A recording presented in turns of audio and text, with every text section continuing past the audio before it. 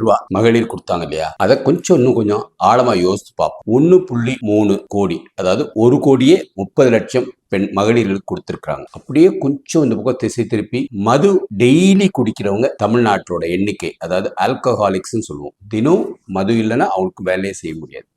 So ஒரு நாளைக்கு ஏதாவது ஒரு நேரம் கட்டாயம் குடிச்சே ஆகணும். அது 1,30,00,000. ஸோ ஒரு நாளைக்கு 150 ரூபா வச்சா கூட 30 நாளுக்கு எவ்வளோ ஆச்சு?